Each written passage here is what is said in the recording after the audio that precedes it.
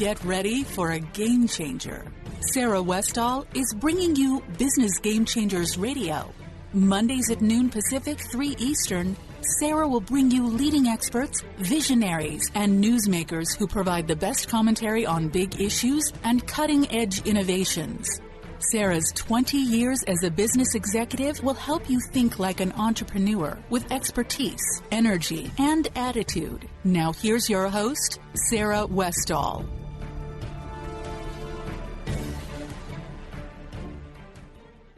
Welcome to Business Game Changers. I'm Sarah Westall, and you're listening to Conscious Business Radio on the Transformation Talk Radio Network. We have a major mass incarceration problem in the United States.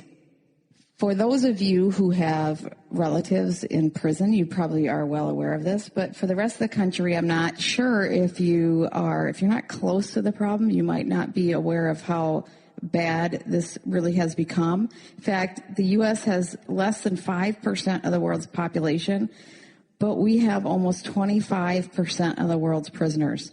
So our rate of incarceration is higher than all developed countries. In fact, they did a study of 222 countries, and we are the second worst in the world.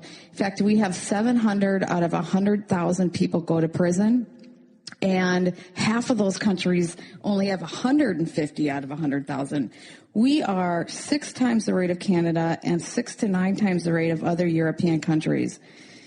But this hasn't always been the case. Back in the 60s, 3 to 4 decades ago, our rate was in line with other developed countries. And in fact, they used our system as a benchmark for managing and upgrading their own systems. So within the last 3 to 4 decades, something really has happened. The good thing is that it's become a bipartisan issue that our justice system needs to be dealt with. They both know on both sides of the aisle that we really have an issue going on. Here's a quote from Newt Gingrich. He says, "There is an urgent need to address the astronomical growth in the prison population. With its huge costs in dollars and lost human potential, the criminal justice system is broken, and the conservatives must lead the way in fixing it." The Democrats are also aligned in this, and here is another quote. "We believe Congress has a critical role to play in helping to restore trust in the criminal justice system, ensuring that every American is treated equally before the law." That's from Democrats Elijah Cummings, Conyers, and Thompson, and they're ranking Democratic members on 3 powerful House committees. So it's becoming a bipartisan thing to address this major, major issue.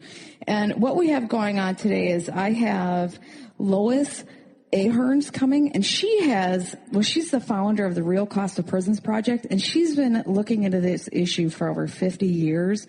And she works with activists and justice policy researchers and people directly experiencing the impacts of mass incarceration.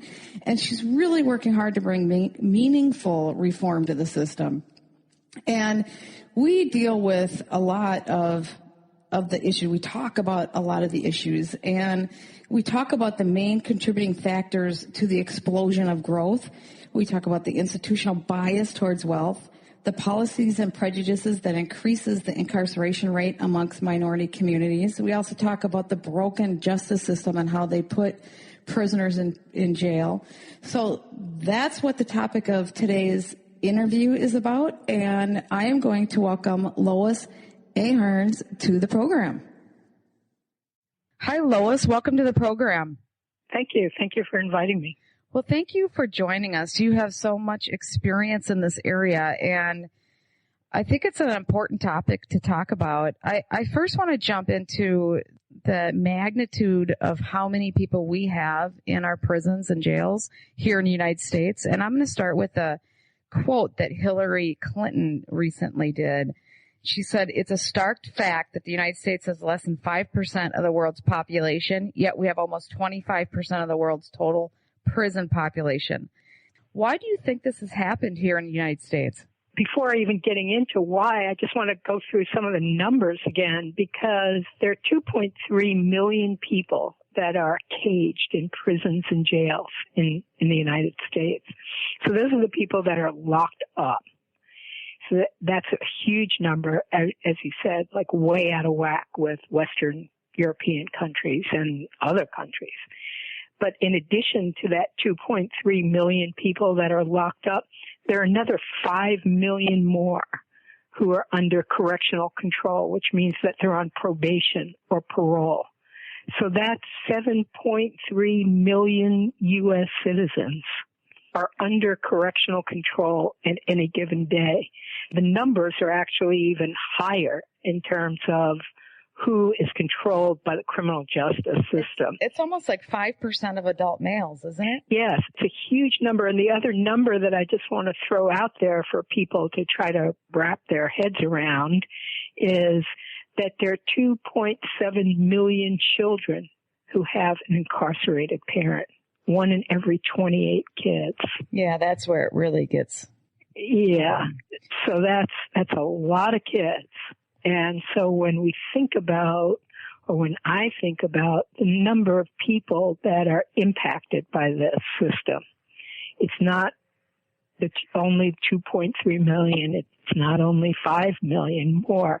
It's all of those kids. And then if you think that all of those people that are locked up also have mothers and fathers and sisters and brothers and loved ones, the reach of it and the impact of it into mostly communities of color and poor communities who've been mostly impacted by this is huge. So it's a very big set of numbers, such a big set of numbers that I think a lot of times people can't even get a grasp of how many people that really is. The one other thing I want to say, just in terms of numbers before we start, you said it's 25% of the world's population of incarcerated people are in the United States. But of that number, there's actually 33% of the world's population are women that are incarcerated in the United States. So there are even more women. That's a growing number compared to how many women are locked up around the world. We incarcerate many, many, many more women, not just men, but more women, mostly for very low-level offenses. Well, if we have less than 5% of the world's population, but 33% of the world's population of women in prison. Yes, women. There's just something wrong. There's something wrong there, right? It's out of whack. Yeah. Yes, I mean, I would say that there's definitely something wrong. So a lot of things wrong. You can't have this happen and not have a lot of things wrong. And so I think it's not just, people say that it's because of privatization, but when you look at privatization, it really isn't. No. That's not, because the whole industry is, well, it's larger if you look at other variables, but $74 billion business. But the privatization is only about 10% of that currently. Right. I mean, let me get back to the privatization thing and answer your first question about why I think this has happened in the United States, because I think we should start. Yes. So, I mean, you're right that in the 1960s, the United States had a similar amount of people incarcerated proportionately to the rest of the world. So from the early 1900s through the 1960s, in the United States, the total number of people that were incarcerated was 250,000 people. And so that proportionally was similar to the rest of Western European countries. Sure. And so for all those years, it was basically the same. That 250,000 people, that's how many women are locked up right now. Yeah. So you can see the growth. So starting in the 60s, in my opinion, in my view, what happened was a lot of the kind of policing and a lot of the kind of sentencing that we've gotten into, these very long, very punitive sentences, which is the opposite from the direction of European countries. In my opinion, that started in direct response. And you can read quotes from Richard Nixon that actually say this. We have to do something about the blacks, he said. And so a lot of these responses, which resulted in mass incarceration, to me, are a response to the civil rights movement and the gains of the civil rights movement in terms of, for example, access to the vote.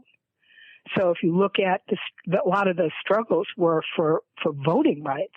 But now, because of the kinds of laws that were passed in the interim, you have a state like Florida that, despite the civil rights movement, 1.5 million people are disenfranchised in Florida. 1.5 million people. Well, so much of this is the trigger for a lot of the civil unrest that we have going on in this country right now. I mean, this is part of it. I see it as a big part of it. There's a lot of other factors when it comes, the banking and the economy and all these things, but this is another big underlying factor. And I'm not sure what you mean by that. You mean that people's frustration with the criminal justice system? Yes. And policing? Yes. Yes, I agree. I agree. It's the criminal justice system, how it's not working for people, policing, that it's very, very extreme, especially in certain communities. And we know which communities those are. Those are African American communities. And so I think it is a response, and also a response to the kinds of fines and fees that people get for driving with taillight, and those get compounded by interest, and then somebody has a warrant out for their arrest, and then they get arrested because of basically a broken taillight and fees that they can't pay, and then they end up getting put in jail. Yeah, how much of that is and then they're stuck in jail, and then once they're stuck in jail, any problems that they had on the outside are compounded because they're sitting in jail and can't deal with those problems. So, I mean, I think so it's this combination of policing of fees, then those fees being turned over to collection agencies, or people ending up getting warrants for their arrest for something that would be a minor infraction. It's very common. I mean, if you look at the unrest that was in Ferguson, if you read, there's just recently this incredibly damning report of Baltimore and policing in Baltimore, which led to all of the civil unrest after the Freddie Gray murder. Well, the problem is, the sad part is, it's not the police. They're the representation of a much bigger system and a much bigger problem. Right. And it might not be individual police. I'm not saying an individual. No, well, even the police officers on the street aren't, they represent a much bigger, to the people, they represent a much bigger system. The whole justice system. Yes, they're law enforcement. Yeah. They are the state. They are the face of the state. They are the state even though on the street. Even though they're individual employees doing their job. Right. But once they put on the uniform, they're not an individual. Once they put on the uniform, they are wearing like just somebody wearing an army uniform. Sure. To the people, that's what they represent. But there are people, police officers are individuals working a job to pay their mortgage and to make a living for their family. However, to the average person on the street, they represent the state. They do represent the state. They are the state. They are. Because they're there's more to have guns. They're empowered to Sure, arrest but people. There's more to it. There's the court system. There's the Congress. Afterwards, but they're the first face. Sure, that's what I'm saying. They're the face of a much bigger system behind it, which Absolutely. is the justice system, which is, there's a lot of people that make decisions in this country. The police don't get to make very many systems. They act out what decisions are made by others. I agree. Yes. I agree. I just have to say, I agree in theory. In practice, though, we see that there are all the time individual actors. Sure. That are acting outside what the confines of the rules that they should be acting on. Well, there's people who are going to act out in no matter what environment and go over the lines and do things, and it's just not. Only in this instance, they're doing it dressed as an arm of the state. Sure. So it's different than an individual acting in that way. These are individuals acting theoretically, and when people see it, they're not saying, oh, this is an individual. They're saying this is someone acting in this way on behalf of the state. So why has this happened? It started in the 70s. I know. Yeah. So right. We don't want to go down that path because that's all we'll talk about. So, well, it really is a different issue because, I agree. It's trying to control how they behave and do their things and everything else. And I don't want to get into that topic. Right. But the topic of so many people in prison is a much bigger society issue Absolutely. that we need to be looking at. Yes. I'm with you. So to me, there are various things that, as I said, I think that a lot of the kind of laws and policing and the system that we have now was started in response to the civil rights movement and started in response to the kind of civic disturbances that we had in the 60s. And so I think that led to the kind of policing that we have, the war on drugs, which basically... Well, wasn't that a response to the kind of the hippie movement too? The young kids all using drugs? The hippies are not the people that were policed. And they aren't the people that were policed. And I live in a community that has 5 colleges in it. Right? Well, no, but the drug use went way up during that time. Those colleges where there's a lot of pot smoking are not policed. They are not policed. Yeah. They each have their local, their school police force, but they are not policed. Whereas I live about 20 miles south of where I live as a community, an African American community. And there is the same, there's no difference. There's not been any study that's found a difference in the use of drugs between blacks, whites, and Latinos. But yet, certain communities are policed and focused on in a way that other communities are not. So I can see what's going on down the block from me at this college, and I can see what's going on down the road from me African American community and how the intensity of that. So the war on drugs was not started because of, and the focus of the war on drugs, people are not locked up for pot.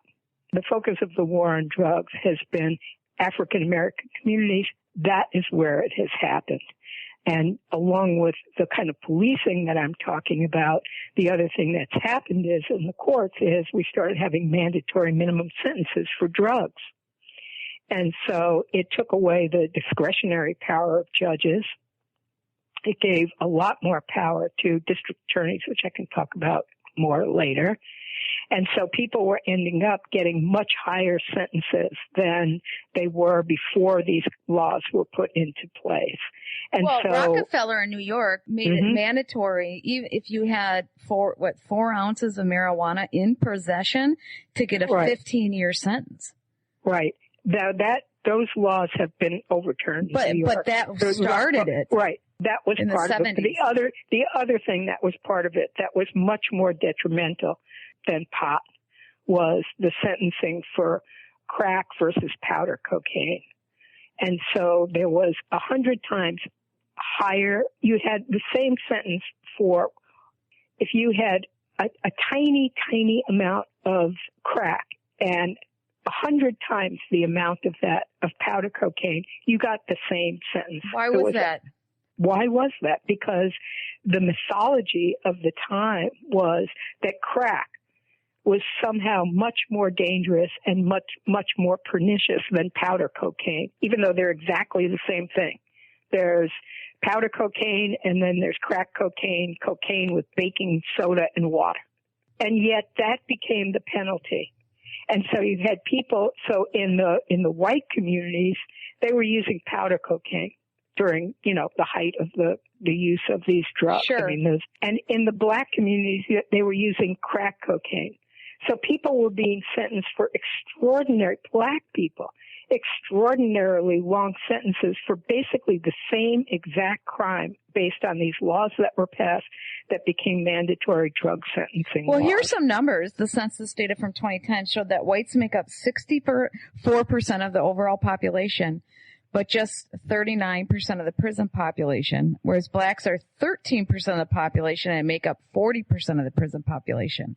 So in prison, they're about the same, but blacks were only 13% of the population compared to 64% of the whites. Right. And in my state, which is the state of Massachusetts, more than 70% of the people that get mandatory sentences, that is much longer sentences, right, that involve no judicial discretion, are African Americans, even though there's about 8% of the population of Massachusetts is African American. So 8% of the population, but yet 70% of them get that sentence. Mandatory minimum sentences for drugs. And so that means that people stay in prison a lot longer. Now, are they committing more crimes, or is it about the same? I think that there is, in terms of drug use, in terms of drug sales, all of that is about this. If we're talking about drugs, is about the same. And yet, because of access to lawyers, because of the plea bargaining situation, because of racism in the system. I want to talk about plea bargaining because this is a really big issue. Yeah. 90% of the convictions are a result of plea bargains, where people plead guilty to a lesser offense, perhaps a different category, one that may not have actually committed. Oftentimes, serious offenses are ignored to save money and secure a guilty verdict. After accounting for cases dismissed for error, only 3% of federal cases even go to trial. And here's a quote from Judge Rakoff is his name. He's Rakoff. Rakoff. You probably know him well, from District of New York. The criminal justice system in the United States, this is what he was saying, the criminal justice system in the United States today bears little relationship to what the founding fathers contemplated, what the movies and television portray, or what the average American believes. So basically what the average person believes. And I got to tell you, before I started doing all this research, I didn't realize the extent of what this was. Yeah. He goes on to say the Supreme Court's suggestion that a plea bargain is a fair and voluntary contractual agreement between two relatively equal parties is a total myth.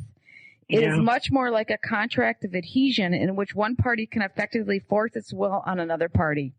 He's saying that basically the prosecutor just scares the hell out of these people into doing a plea bargain that's not in their best interest. Exactly. And the way that the prosecutor scares people is by saying, I am going to, let's say there's one crime, right? Whatever that crime is. Let's say somebody robbed somebody. Right? Each tiny fraction of an action of that one thing that we would look at and say, this is a crime, could result in 20 different charges being brought, right? Mm-hmm. And so the prosecutor says to the person that committed that crime or is charged with committing that crime, says, I can charge you with 20 of these offenses. And she'll list all of those things. And each one of those could bring a sentence of a year, 2 years, 5 years, whatever, right? Adding up to a very, very big, long amount of time. 50 years or something. In a state prison, or 20 years in a state prison, right? Or I have a deal for you, right? I will charge you with 2 offenses, these 2 offenses. All you have to do is take this plea. And instead of going to trial and maybe getting 20 years for all of these offenses, convictions, you just take the plea and you'll get 2.5 years. So the person doesn't, most likely, the person doesn't have a good defense lawyer, because what do you need for a good defense lawyer? You need money. That's right. You need money. And so the person doesn't, if they had money, they wouldn't be robbing the 7-Eleven, you know? I mean, people with money do not rob the 7-Eleven. So they don't have access. They have access to a criminal defense lawyer for the indigent. And most people who are charged with crimes are indigent. So they might meet with a lawyer a couple of times, and the lawyer says, just take the plea. You'll be better off taking the plea. And so, without good counsel, without anything, the person, like the expression is, meet 'em and plea 'em. And so that's the way, if you have a criminal defense lawyer who has, instead of 25 cases or 30 cases a year, right, if you have a public defender, might have 500 cases a year. God. They just don't have time to do it anyways. They don't have time to do anything. Well, how? They have time to open the folder, meet the person, and try to make some kind of split-second decision that's going to affect that person's life. It's the McDonald's drive-through of defense. Yes, exactly. And prosecutors know that. We need to take a short commercial break, and we'll be back with Lois in a moment. What is a brilliant culture? And how do we create them? Why are they important? Claudette Rowley has created a breakthrough 5-step process to help you design a culture that is authentic, innovative, and successful. Learn how to create change with Cultural Brilliance Radio, the DNA of organizational excellence, and Claudette Rowley. To learn more or work with Claudette, visit ClaudetteRowley.com. There are so many resources out there for meditation. But did you know that Atana's Heart Earth Healing Meditation is available for you for free? Yes, that's right. You can receive this free healing meditation today from Atana Badili. All you need to do is visit his website, atanamethod.com. That's ATAANA method.com, and sign up. You will receive your free meditation instantly. That's atanamethod.com. Are you ready for a game changer? Sarah Westall is bringing you Business Game Changers Radio. Sarah brings you leading experts, visionaries, and newsmakers who provide the best commentary on big issues and cutting-edge innovations. Sarah's 20 years as a business executive will help you think like an entrepreneur with expertise, energy, and attitude. Tune in to Business Game Changers Mondays at noon Pacific, 3 Eastern on TransformationTalkRadio.com. Hey everyone, this is Dr. Pat. I am so thrilled. I've had the honor of working with Leslie Fontaine for the past year or so, and what she has created in her hit program, Sheer Alchemy, transcends what most of us get to listen to or hear in any point in time in our lives. But beyond that, Leslie is working with people all over the world, and she has created something phenomenal based on the feedback and input from the archangels, from the ascended masters, from the light beings, and most importantly, from each and every one of you. So if you want to change your life, if you're ready to step into your own version of sheer alchemy, please give Leslie a call at 678-665-3366. And why? Because this is what you're going to be prepared to do. Be amazed, and on your part, connect with the ascended masters that are there to help you custom make the life that you are meant to live. A word of caution: if you prefer the status quo and you are not interested in improving every aspect of your life, this book will trigger the shift out of you. The Truth is Funny, Shift Happens is available now.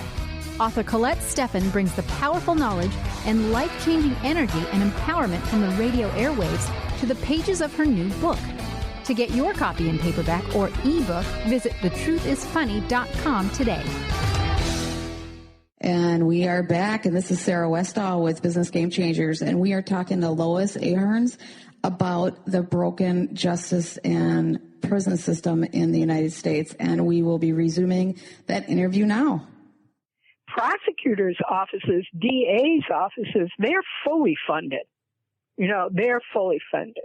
But public defenders, in some states, I think it was the state of Louisiana, the way that public defenders' offices are being funded is from these fees that people have to pay for basically being arrested. Oh. And so, the whole system is so corrupted and so leans in favor of either people with money or parts of the government that do have money, like, for example, the police and prosecutors. So it's come in so many ways.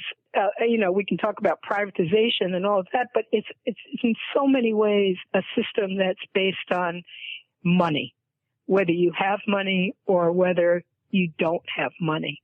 And if you don't have money, then your chances of succeeding are so much less. So when you walk into a jail, who do you see?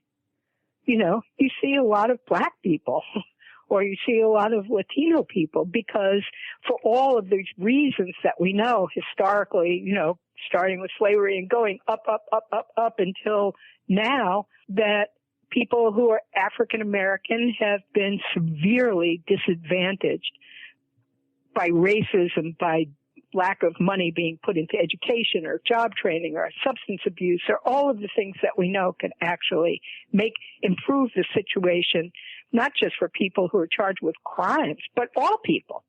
Well, all people, because it does affect blacks are, like we said, I looked at the numbers. Blacks are out of whack percentage wise and extremely out of whack.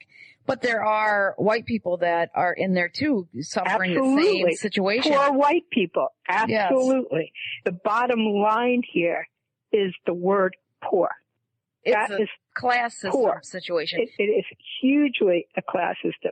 I mean, it's also a system that has racism embedded in it, but it's that interaction between class and race that drives the system. Well, I have some questions about young people, teenagers. Sometimes, I've heard stories of teenagers being caught in a process where they're just kind of swept up with the older gang members. Yeah. They happen to be there when a crime occurs. Yeah. They get swept up and they have to do next thing you know, this teenager who happens to be with their older brother really hasn't done anything their whole life is now in prison for 10 years.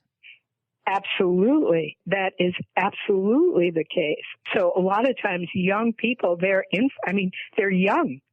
Right? Well, they're 14, teenagers. 15, they just need their parents. Yes.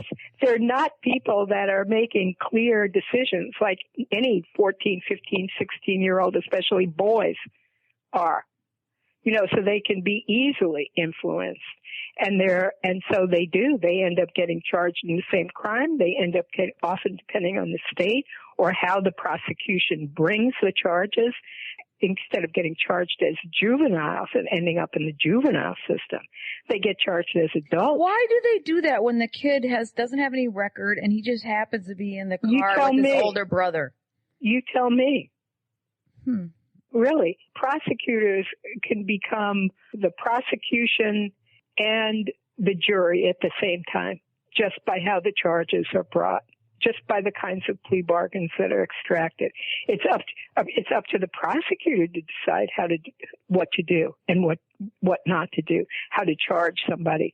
They have a huge amount of power, and that is one of the key reasons, I believe, that and the fact that it's this money-based system. Well, talking about money, 100% of the prisoners are expected to work while they're in prison. Yeah. And, I can see you can gain skills, you can gain self-esteem if you're just sitting there, you don't feel as good about yourself compared to if you're working, especially if you're gaining skills. However, we just have to say that most jobs in prison, people are not. If you go into a prison, one of the first things you'll notice is how shiny the floors are. Well, some of the jobs might be that, but but you have to admit that doing something is better than nothing, and I agree. It does help your self-esteem. However, the prisoners are paid for doing work 10 cents to 40 cents an hour. And my understanding is that they're expected to use this money to buy their basic needs. Yes. From stuff like, their toothpaste to clothes, their shoes, but they're charged a price on these basic things that are much higher than what we pay out in the real world. Yeah, it could be like 10 times. Like I periodically buy food for somebody I know who's in prison. And so I get sent this list. He's in North Carolina. So I get sent this list of what it is that I can purchase for him. And I can purchase like the most minute little jar of instant coffee that you can possibly envision. Like something that's smaller than the smallest little small thing on a shelf in your supermarket, like half the size of the smallest thing. And that will be $4. Oh, geez. Which I don't, but if I want to buy a tiny little bag of peanuts, right? Just like much smaller than what you could get in a 7-Eleven. I mean, much, much smaller. That's $1.50. So when you look, and so that's true about food. It's true about if somebody needs a pair of sweatpants or another T-shirt or a better pair of shoes than some shoes like that are like those little sort of Chinese little slipper kind of things. You know what I'm talking about? Yes. If you want to get anything like that, the kinds of things that people just need to survive, because the food, I mean, the quality of food, I mean, when I say food, I have to put food in quotes, because it's barely even food. I mean, it's basically carbohydrates and fat and sugar. Right? That's what it is. Yes, that's what they get. I think a lot of people don't feel bad because they're prisoners anyways. They committed a crime and whatever. But when you start digging into this, and I got to tell you, there are people that should be in there and they're bad guys and we don't want them on the street. And that's, and every country has them, and you're always going to have it for the rest of the time. However, when you look at our system, there's some pretty messed up stuff where there's, like we're talking about the teenagers that are in there, or the fact that. And the thing is that when you think people who are getting 10 cents an hour and they're not working 40 hours because they're not 40 hours worth of work, right? And then if they have like a disciplinary charge in some prison systems, then they actually get like a fine, an actual money fine. So if they make any money, the money comes out of that for that fine. So who pays for these things that people who are locked up need? Well, it's not the people that are locked up. It's their families. Oh, yeah. Their families pay for them. So, for example... Well, how about medical needs? Like if they have... but let me just say, so women make up 80% of the family members who are primarily responsible for covering the costs of their family member in prison. And just like the people who are locked up don't have money, most of the people who are their families don't have money. Or if they had money, they would have gotten them a good lawyer. Well, yeah, they probably wouldn't be in there. That's right. That's right. So that burden for telephone calls, for medical care, for food, for clothing, for all of the things that somebody needs to survive is not somebody who's committed a crime. Well, now they're not the people who are doing it, who are having to pay for it, are not. Do they rack up their debt, or do they just not get it? They don't get it. Even medical care? Medical care, if there's a $5 copay, then that comes out of whatever it is that they earn. But they're people 10 to 40 cents an hour. But people often don't. I mean, to even call, just like I said, I have to put the word food in quotes when it comes to prisons. You have to put the word medical care in quotes, because people wait for years to get a tooth pulled, not fixed, but pulled.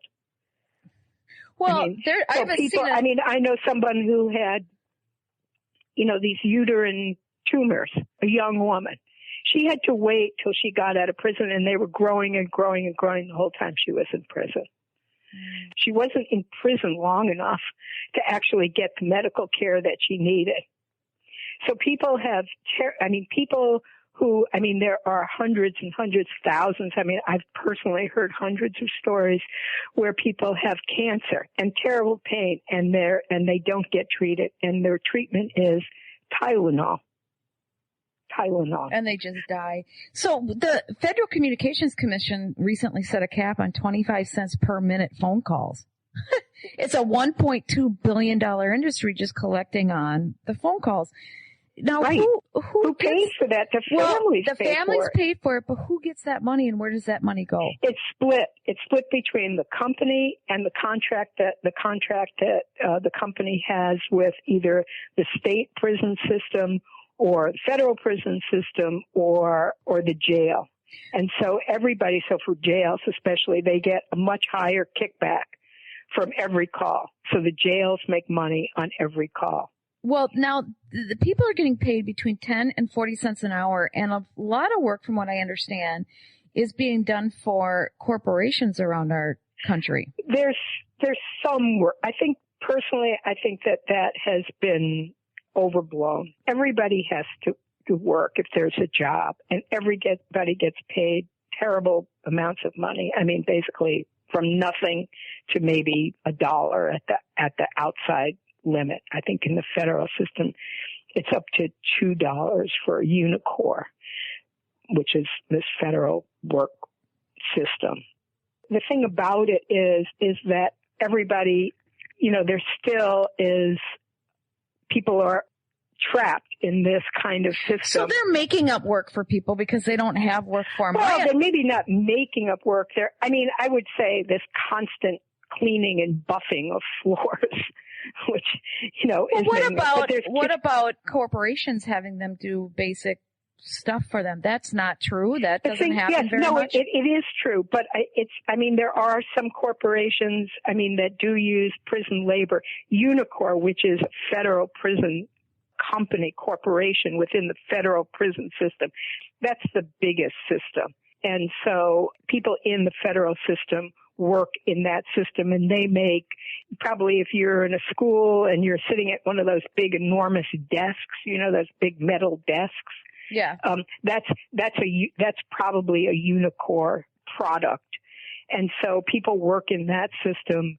People work in Framingham Prison, which is in Massachusetts, a women's prison. Those women prisoners make flags. Okay. Some prisoners make mattresses. And now where does that money go to? Those are things that are produced for the flags. I don't know who they're making the flags for, but the mattresses, those could be bought by the universities that need a ton of mattresses, not great mattresses for every dorm room. Well, now, if they did it right, it could be more of a win-win situation, but are they doing it in a way it's very hard for them to do it right because, whatever right is, one, it would have to be up to someone's free will about whether they wanted to do it or not.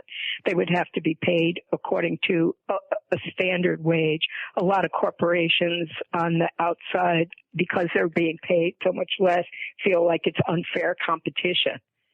There's a lot of issues around that. Yeah, and the other thing about people working in prisons is that they have to be, let's say if you're a prisoner, you have to be counted 5 times a day. Right? Yeah. So you have to be someplace where everybody knows you're going to be counted. It's so extremely regulated in terms of what people have access to, what kind of tools people have access to, what kind of ability to move around a floor with a whole group of other people. All of those kinds of things that are endemic to prisons and to being controlled in a prison situation are not exactly the right environment for being productive in a factory, for being productive. So, just the whole nature of prisons themselves and the kind of control that prisons exercise over prisoners means that those are odd work environments. And so it's one of the things that has kept private companies, or even not private companies, like prison that is manufacturing something for the prison's use, like clothes, from being really productive. Well, with this being such a massive problem in our country, it's really becoming obvious that politicians and people are starting to talk about it. Yeah. What are we doing? Are you seeing anything actually being done, or are you seeing just a lot of talk? I'm seeing a lot of talk. But I have to say, having done this for many years, it used to be there was no talk. So there's a beginning of the conversation is going on. The conversation is the fact that I don't think Trump has mentioned anything about it, but but on the Democratic side, during the primary, each of the candidates actually spoke about the criminal legal system and mass incarceration. They used the words mass incarceration. 4 years ago, nobody even said a peep about any of this. Well, I think it's embarrassing for our country. How can we not be embarrassed about this? It should be. I don't know if it is. Or they should be. We should be embarrassed. It's a human rights issue. If the United States is or we're a mess. Let's say they all belong in jail. Let's just say they all belong in prison. Then we're a flippin' mess. So we should be embarrassed one way or the other. We're either a complete mess or there's a human rights or something in between. But either way, should be embarrassing. Yes, it should be embarrassing. And And hopefully it is. I mean, I think the first step for change of anything is increased awareness, increased education. For me, for someone who has no contact with the criminal legal system or with incarceration, or people have to begin to see that this is something that isn't just impacting the people who are locked up and their families, that it actually has an impact on them as well. It has an impact on our whole society because it's affecting our streets. It's affecting our ability as corporations to have solid workers. It's affecting a lot of things. That's right. But and the more people see that, the more there will be a demand for change. And I think that's the thing that we're starting to see is you're interviewing me, right? Am I the first person you interviewed on this subject? On this topic, yes. It's a big topic. I thought, gosh, I should really, if we have 25% of the population of people in prison, this is a really big issue I need to be talking about. Exactly. So you've made that decision that it's important, whereas in the past it wasn't even part of your conversation. Now that we've had the conversation, every time you see something, every time you see a show, like Law and Order or whatever the trial court shows are, show the great defense lawyer and the prosecution, you'll think, oh, plea bargains. These are ones that didn't have to take the plea. Those are one of the 3%. Yes, exactly. Exactly. So, I mean, every piece of information that anybody gathers makes them more skeptical or more questioning about what it is that they're seeing. In the United States, the crime rate now is the same crime rate that it was in the 60s, a very low crime rate, the lowest since the 60s.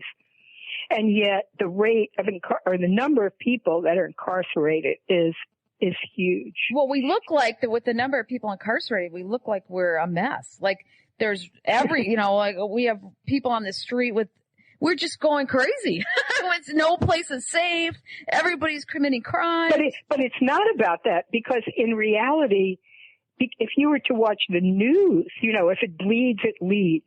If you were to watch the news, you'd think, yeah, everything is going crazy. But what I'm saying is the crime rate is at a 50-year low. Oh, it's the lowest it's been. What's going crazy is the incarceration rate. It's out of whack. So that there isn't a relationship between the crime rate and the incarceration rate, and there never has been. What drives the incarceration rate has to do with politics, has to do with fear, has to do with racism, has to do with policing, has to do with access to money or not access to money. Those are the things that drive the amount of incarceration that we have, not crime. If you look at any graph, you can Google it, rate of incarceration and rate of crime, and see what that graph looks like. Those numbers never come together. Yeah, they should have the same curve. Yes, they should theoretically have the same curve. So what does your organization do, and how can people learn more about your organization and the issue? Okay. Well, my organization, it's a national organization. I do a lot of work on ending money bail, because that is lack of access to money and bail really puts way more people, most people in most jails, 50 to 60% of the jails are filled with people that just are too poor to make bail. Sure. So people are always saying, oh, we need more jails because the jails are overcrowded. My statement is, well, if we got rid of money bail, which states have gotten rid of money bail, certain states have gotten rid of money bail, then we wouldn't need new jails. Well, because a lot of those people you should be innocent. They are innocent. Innocent until proven guilty. But, exactly. But when there's somebody, they just can't make bail. But when someone's a run risk, then you have to figure something out. Right, but they have to be able to assess whether that person is. And this isn't about assessing that. This is just purely, do you have the money or you don't have the money? So yes or no? So I do work on that. I try to stop new jails, and I work to end money bail. I do work on conditions of confinement like solitary, but also conditions of confinement like horrendous food or lack of access to health care. And I also work on putting forward alternatives to incarceration, so that people can be diverted, never go to jail. That if they're charged with something, depending on what the charge is, most especially a nonviolent offense, that there can be other kinds of conditions that allow people to resolve what happened and stay out of jail and not end up with all of the horrible, horrible consequences of being in jail. So those are the kinds of areas that I concentrate a lot in. And where can they get more information? Your website has a lot of articles and a lot of information. It has a ton of information. And I can put that up on the radio page, but why don't you tell people what it is right now? Okay, so there's the Real Cost of Prisons Project has a website, and it's www.realcostofprisons.org. And if you go to that website, there is a wealth of information. I mean, all kinds of research, all kinds of links to other organizations, bibliographies, movies that you can see, it also has a lot of political writing from people who are incarcerated that talk about the situation from the point of view of the incarcerated person. And so there's all of that material is up on the website, along with links to as many hundreds of other organizations. And there's also a link on the Real Cost of Prisons Project Facebook page, website, a link to our Facebook page. There are about 30,000 people on that Facebook page. And every day I post things about news, organizing, what's happening around the country in terms of the biggest arch about all of these different things that we just touched on. So those are that big range of things is what I post about. And so if people are on Facebook, they can just like that page. It's a public page, and then they'll get this information and they can, decide what they want to do with it. Hopefully the first step is people becoming aware of it. And then in every community now, there is work being done to try to change the system for the better. I think the more people that know, the more it can get changed. Well, I appreciate so much you coming on and sharing this with us. And I will have this information on the radio page so people can go there and learn more. So thank you so much. And I hope you have a great day today. Great. Thanks for inviting me. Bye-bye. Well, that's our show for today. I hope you get a chance to go to my website at sarahwestall.com and you can read what's up there. I have some charts. I have a link to Lois's website, the Cost of Prisons Project, where she has just a ton of information. So go there, look at the stuff, and even though this was a depressing topic, I hope you can uplift your day and have an amazing day. You've been listening to Business Game Changers with host Sarah Westall.